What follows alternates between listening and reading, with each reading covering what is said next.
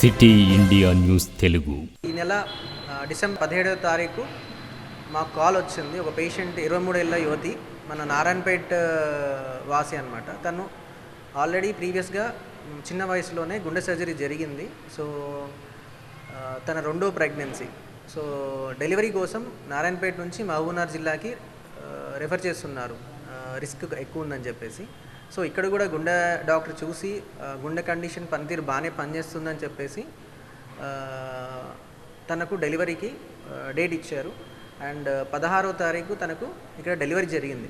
అప్పుడు గుండె కండిషన్ చాలా పర్ఫెక్ట్గా మంచిగా మాట్లాడుతున్న పేషెంట్. సో తనకు డెలివరీ చేయగానే ఒక 2-3 గంటల్లో సడన్గా తన బీపీ చాలా డ్రాప్ అయింది. తద్వారా హార్ట్ చాలా వీక్ అయి ఊపిరితిత్తుల్లో నీరు చేరి చాలా అవస్థలో ఉందన్నమాట. ఆక్సిజన్ లెవెల్స్ బాగా పడిపోయినాయి అండ్ బీపీ కూడా చాలా లో అయింది. దీన్ని మన మెడికల్ టెర్మినాలజీలో కార్డియోజెనిక్ షాక్ అంటాం. కార్డియోజెనిక్ షాక్ అంటే హార్ట్ ఫెయిల్ అయిన సిచ్యువేషన్లో బాడీ ఆర్గన్స్కి లో బీపీ వల్ల డ్యామేజ్ జరుగుతుంది, ఎస్పెషల్లీ కిడ్నీస్, లివర్ అండ్ మన బ్రెయిన్ కండిషన్. సో ఈ పేషెంట్కి ఇనిషియల్గా కొన్ని మందుల ద్వారా బీపీ పెంచవచ్చు, కానీ హార్ట్ పంపింగ్ చాలా వీక్గా ఉండింది. ఆల్మోస్ట్ లైక్ ఎజెక్షన్ ఫ్రాక్షన్ అనే కొలమానంతో మనం గుండె పంపింగ్ కొలుస్తాం. జనరల్గా 60-70% ఉండాలి. సో తనకు ఆల్మోస్ట్ 10% వరకే గుండె కొట్టుకుంటూ ఉంది. సో ఈ సిచ్యువేషన్లో వేరే ఆర్గన్స్ ఫెయిల్ అయ్యే ఛాన్సెస్ ఎక్కువ ఉంటాయి. సో ఇమీడియట్గా ఈ పేషెంట్ని మనము యశోద హైటెక్ సిటీకి ట్రాన్స్ఫర్ చేసాము. ట్రాన్స్ఫర్ చేసి వచ్చినప్పుడు చాలా అపస్మారక స్థితిలో ఉంది పేషెంట్. బికాస్ ఆక్సిజన్ అందకపోతే బ్రెయిన్ కూడా కొద్ది డ్యామేజ్ అయ్యే అవకాశం ఉంది.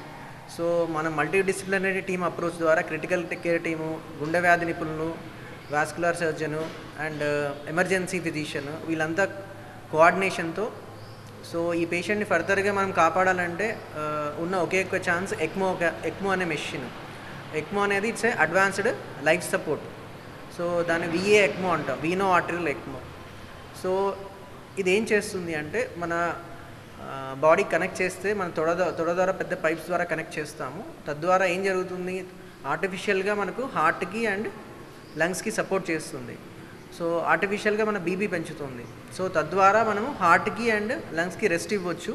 సో దట్ హార్ట్ పంపింగ్ మనకు ఇంప్రూవ్ అయ్యే వరకు సపోర్ట్ చేసుకుంటూ మనం పేషెంట్ని కాపాడవచ్చు.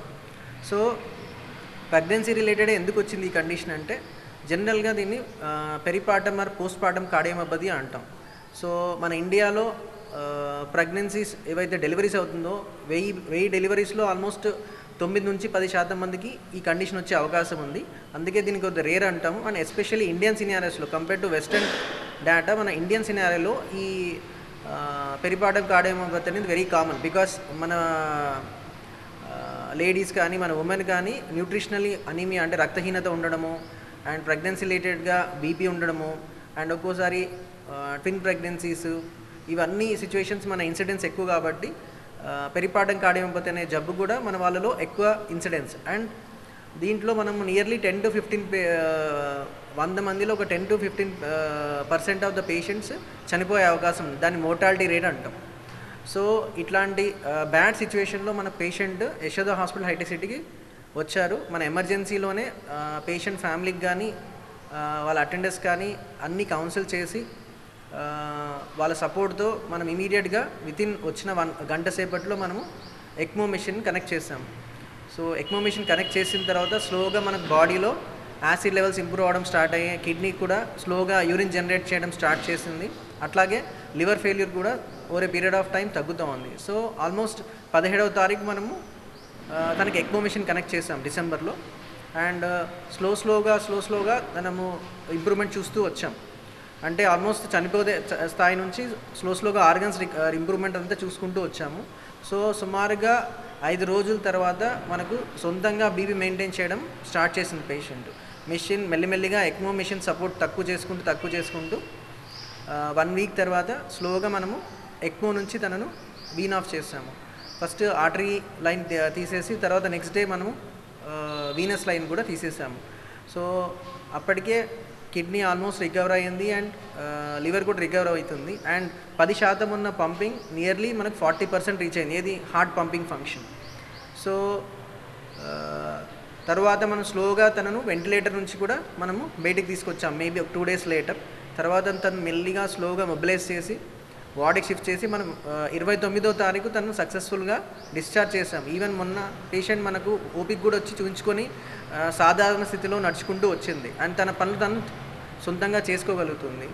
సో ఎక్మో అనే మెషిన్ ద్వారా, అడ్వాన్స్డ్ లైఫ్ సపోర్ట్ ద్వారా మనము పేషెంట్ని బతికించుకోగలిగాం.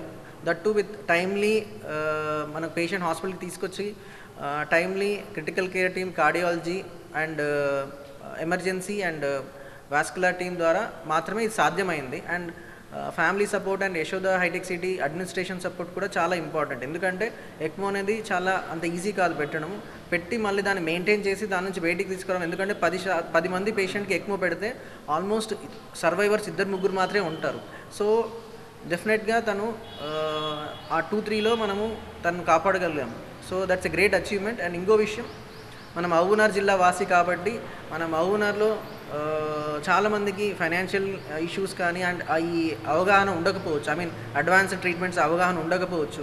నేను కూడా మహబూబ్నగర్ జిల్లా వాసిని కాబట్టి సో నాకు ఈ పేషెంట్ ఉందనగానే ఈ అడ్వాన్స్డ్ ట్రీట్మెంట్ ఉంది కాబట్టి మనం ఇమీడియట్గా తను త్వరగా షిఫ్ట్ చేసి మనము హ్యాపీగా ఇంటికి పంపించగలిగాము. సో అండ్ ఇప్పుడు పేషెంట్ అండ్ ఫ్యామిలీ కూడా చాలా హ్యాపీ అండ్ పాపకు కూడా డెలివరీ అయిన పాప కూడా చాలా క్షేమంగా ఉంది. మనం ఇలా చాలా అరుదుగా జరిగే ఒక కేసు గురించి మాట్లాడడానికి, ఎందుకంటే ఎక్మో అనే పరికరం గురించి మనం ఒకటి చెప్పుకోవాలి. రెండోది, ప్రెగ్నెన్సీలో ఎక్మో పెట్టడం అనేది సాధారణ విషయం అయితే కాదు. ఎందుకంటే కనుక ఇప్పుడు సార్ వివరించినట్టు ఒక ఫస్ట్ డే సర్జరీ అయిన తర్వాత ఎక్మో పెట్టడం అనేది చాలా ఛాలెంజ్ అనే చెప్పాలి. అలాంటిది ప్రెగ్నెంట్ పేషెంట్లో ఎక్మో పెట్టడం అనేది ప్రపంచంలోనే చాలా అరుదుగా జరుగుతుంది. అలాంటిది ఇలాంటి కండిషన్స్లో పెట్టడం ఇంకా అరుదుగా అని చెప్పాలి. అలాంటిది పేషెంట్ ఇంత లో స్టేట్లో అంటే ఏంటంటే గుండె పంపింగ్ వీక్ అయిపోయి అవయవాలు ఎఫెక్ట్ అయ్యి ఒకసారి గుండె ఆగిపోయి సిపిఆర్ చేసి ఆమెని మళ్ళీ వెనక్కి తీసుకొచ్చి అలాంటి సందర్భంలో ఎక్మో పెట్టి ఇప్పుడు మనం రికవర్ చేసి దాని గురించి మనం మాట్లాడుతున్నాం.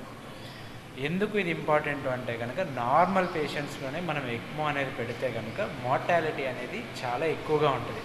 అయితే మనం ఇక్కడ యశోద హాస్పిటల్ గురించి చెప్పాలి. ఎందుకు అంటే కనుక అది platinum certified centre in India. అంటే ఇది ప్రపంచంలోనే ఎక్మో ప్రాక్టీస్ చేసే సెంటర్స్ అన్నిట్లో కూడా ఒక ఎల్సో అనే ఆర్గనైజేషను ఈ సెంటర్ ఎలా పనిచేస్తుంది అనే దాంట్లో ఒక గ్రేడింగ్లో మనది ప్లాటినం సర్టిఫైడ్. ఇండియాలో కేవలం ఒకే సెంటర్ ఉంది, అది యశోద హాస్పిటల్. అలాంటి సెంటర్లో మనం ఎక్మోలు చాలా కామన్గా చేస్తూ ఉంటాం, ట్రాన్స్ప్లాంట్ చేస్తూ ఉంటాం అండ్ మనం ఎయిర్ అంబులెన్స్ సర్వీసెస్ కూడా ప్రొవైడ్ చేస్తాం. అంటే ఏంటంటే ఇలాంటి పేషెంట్స్ ఎక్కడైనా మారుమూల ప్రదేశాల్లో ఉన్నా కానీ మనం అక్కడికి వెళ్ళి ఇలా ఎక్మో ఇనిషియేట్ చేసుకుని మనం పేషెంట్ని ఇక్కడికి తీసుకొచ్చే ఎక్స్పీరియన్స్ మన సెంటర్కి ఉంది. అలాంటిది ఈ పేషెంట్ రైట్ టైంలో అంటే సరైన సమయంలో సరైన ప్లేస్కి రావడం వల్ల రైట్ టైంలో మనం ఎక్మో ఇనిషియేట్ చేయగలిగిన తర్వాత గ్రాడ్యువల్గా ఆమె రికవర్ అయ్యి మనకి ఏ అవయవము ఇంజురీ లేకుండా, అంటే ఏంటంటే గుండె పంపింగ్ వీక్ అయితే బ్రెయిన్కి రక్త సరఫరా తగ్గిపోతుంది, లివర్కి తగ్గిపోతుంది, కిడ్నీకి తగ్గిపోతుంది. అలాంటిది వేరే ఆర్గాన్ సపోర్ట్స్ అవసరం లేకుండా ఇప్పుడు తనంతట తన పని చేసుకునేలాగా మనం రికవర్ అయ్యింది అంటే కనుక దట్ ఈస్ చాలా గొప్ప విషయం అనే చెప్పాలి. రెండోది, నేను చెప్పినట్టు ఏంటంటే ఎక్మో ఈ ప్రెగ్నెంట్ పేషెంట్స్లో ఈజీ కాదు. ఎందుకంటే వాళ్ళకి ప్లేట్లెట్ ప్రాబ్లం ఉంటుంది, బ్లీడింగ్ ప్రాబ్లమ్స్ ఉంటాయి. అలాంటిది ఏ బ్లీడింగ్ కాంప్లికేషన్ లేకుండా మనం ఎక్మో పెట్టి జాగ్రత్తగా అది 7 రోజుల్లో మనం ఎక్మో తీయగలిగి 12 రోజుల్లో పేషెంట్ డిశ్చార్జ్ చేయగలిగి ఫాలోఅప్లో పేషెంట్ నడుచుకుంటూ వస్తుందంటే అది చాలా అరుదుగా జరిగేది, చాలా గొప్ప విషయం అనే అనాలి. ఇంకొకటి ఏంటి అంటే కనుక ఈ ఎక్మో మనకి ఎందుకు చేయగలుగుతున్నాం అంటే కనుక మనం ఇలాంటి పేషెంట్స్ చాలానే చూసాము, చాలానే ట్రీట్ చేసాం కాబట్టి మనం ఇవి చేయగలుగుతున్నాం. అండ్ ఇంకొకటి, ప్రజల్లో అవగాహన ఉండదు. అంటే వెంటిలేటర్ పెడితే పేషెంట్ ఇంకేముండదు, లేదా ఎక్మో పెడితే పేషెంట్ సర్వైవ్ అయ్యే ఛాన్స్ తక్కువ ఉంటుంది. బట్ రైట్ టైంలో కరెక్ట్గా మనం గుండెని ఊపిరితిత్తుని సపోర్ట్ చేయగలిగితే అది రివర్స్ అయితే కనుక డెఫినెట్గా మనం ఇలాంటి రిజల్ట్స్ డెఫినెట్గా చూడొచ్చు. Thank you.